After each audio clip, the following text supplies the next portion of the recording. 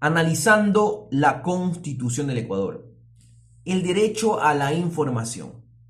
Uno de los derechos más importantes dentro del grupo de derechos del buen vivir. Tanto es así que diversas convenciones de derechos humanos, como las declaraciones de derechos del hombre y el ciudadano de 1789, se consagró este derecho a la información, específicamente su artículo 11. Esto se debe a la relevancia que tiene que las personas, que los ciudadanos estén informados.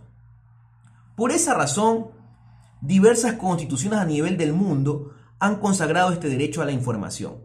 Por ejemplo, la primera enmienda en los Estados Unidos, específicamente, consagró el derecho a la información. España, en sus constituciones del año 1837 y 1845, consagró en su artículo 2 el derecho a la información. Es por esa razón que nuestra Constitución, siguiendo esa línea de garantizar derechos, entre esos el derecho a la información y comunicación, consagró en los artículos 16, 17, 18, 19 y 20 de nuestra Constitución el derecho a la información y el derecho a comunicar. Quiero hacer una pequeña crítica al título estipulado en la sección tercera del capítulo segundo, que específicamente comienza diciendo sección tercera, comunicación e información. ¿Por qué hago esta crítica? Porque debió haberse estipulado en esta sección tercera, específicamente, es derecho a la información y comunicación. No al revés, no como está estipulado como comunicación e información. ¿Por qué digo esto? Porque para poder comunicar o para poder transmitir información, primero hay que estar informado. Si no estamos informados, y ahí se evidencia el derecho a recibir información, no podemos comunicar de manera correcta dicha información. Por esa razón, considero que el constituyente cometió el error de expresar como título comunicación e información cuando debió haber expresado derecho a la información y comunicación. Bien, los dos primeros artículos de esta sección tercera, que es el artículo 16 y 17, consagran lo que es el derecho a comunicar, donde claramente se manifiesta que las personas, ya sea de manera individual o colectiva, tienen el derecho a comunicar sus opiniones, sus pensamientos por los medios más adecuados o los medios libres que existan dentro de un Estado. Es decir, se debe garantizar esa libertad de comunicar o esa libertad de expresarse de todas las personas. Eso claramente lo manifiesta el artículo 16 y 17 de la Constitución. Para eso el Estado da las facilidades, como por ejemplo el espectro radioeléctrico y diversas, se puede decir, permisos para que medios de comunicación puedan tener la facilidad de permitir ser una vía para comunicar información. Por esa razón, es menester indicar que dentro de estos derechos a comunicar se debe tener en cuenta tres aspectos sustanciales que garantizan ese derecho a comunicar o a transmitir información.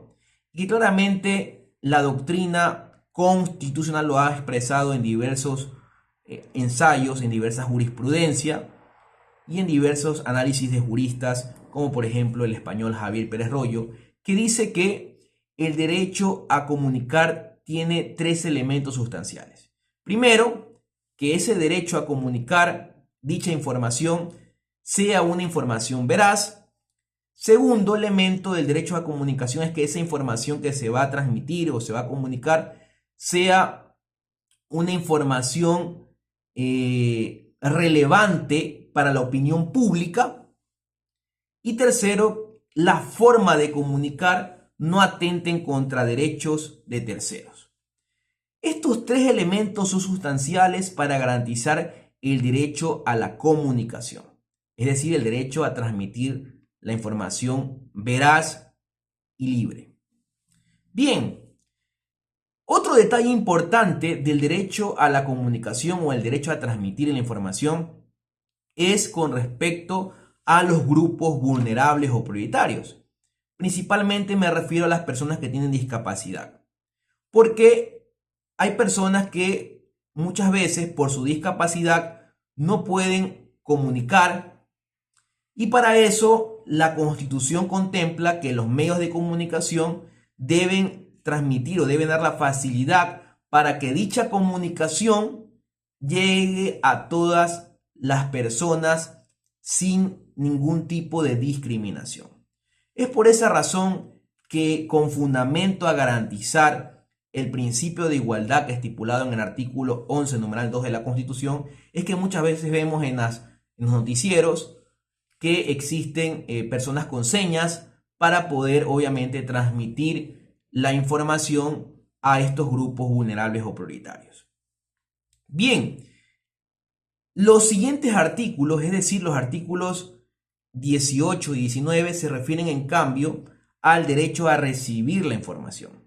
Había manifestado que, como crítica de la titulación y la forma de redacción de dicha sección con respecto al derecho a la información y comunicación, había manifestado que considero que es erróneo. Debió primero expresarse el derecho a recibir la información y luego el derecho a comunicar, respectivamente, porque no podemos comunicar sin previamente haber recibido una información veraz y que logre coadyuvar a formar la opinión pública.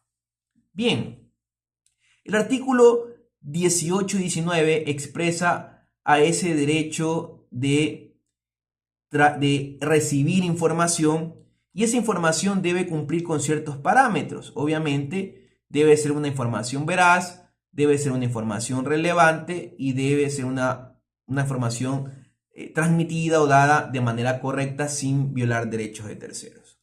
Pero además, este derecho a recibir la información hay que entenderlo desde una perspectiva de que busca garantizar principalmente la democracia, porque solo a través de la receptación de información veraz, libre, es que vamos a poder formar una opinión pública adecuada que va a permitir que esa persona pueda ponderar la información y pueda decidir o tomar decisiones con respecto a esa información que ha recibido.